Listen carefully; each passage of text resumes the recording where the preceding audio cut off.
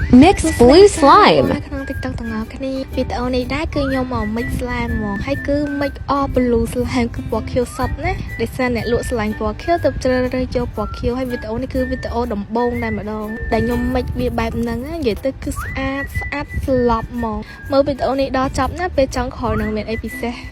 គេយកស្វែងរក blue និយាយទៅមកឈុតនេះសាហាវញាក់សាហាវ blue សុទ្ធអ្នកទាំងអស់គ្នាហើយយើងត្រូវយកកតិច blue អីដាក់ដែរមកអញ្ចឹងណាដាក់ដើម្បីឲ្យវាឃើញស្អាតដាក់មកកតោចេះបានអស់ណាមកឈុតនេះដែរអ្នកទាំងអស់គ្នាមិនខំ20ទៅ$30ទេ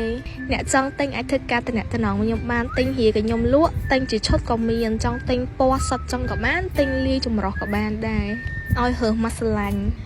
ហៀទិញហៀស្រឡាញ់ឈុតទិញឈុតសំខាន់មើលខ្ញុំចាក់លាយអ្នកនរគ្នានិយាយទៅពេលយើងមើលតាមមកកំប៉ុងយើងឃើញពណ៌លាតអញ្ចឹងវាសាមញ្ញត្រូវ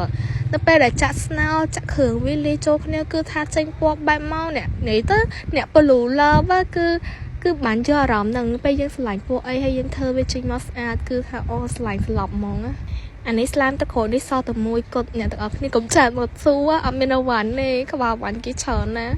តែបើផ្សេងទៀតគឺមានគ្រប់ម៉ូតខ្ញុំដែលចាក់ហ្នឹងគឺម៉ូតមួយណាក៏ខ្ញុំមានលក់ដែរតម្លៃចាប់ពី$3000លុយខ្មែរយើងឡើងទេហើយបើនិយាយពីក្លិនវិញគឺអត់មានក្លិនស្អុយក្លិនអីទៅគឺក្លិនក្អូបយកហ្មងហើយអ្វីដែលពិសេសចង់ក្រោយដែលខ្ញុំចង់និយាយហ្នឹងគឺខ្ញុំនឹងចែកវាជាកំប៉ុងតូចបានប្រហែលជា50កំប៉ុងទេអ្នកទាំងអស់គ្នាអត់ដឹងថាដល់50អត់ទេខ្ញុំនឹងចែកលក់ក្នុងតម្លៃត្រឹមតែមួយកំប៉ុងទូច$1500ទេ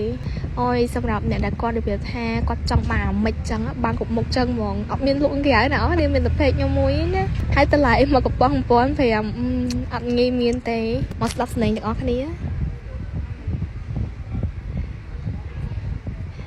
ហើយអ្នកណាដែលទិញកំប៉ុង50ចង់ក្រោយគេខ្ញុំឲ្យកូនតុក្កតានេះមួយ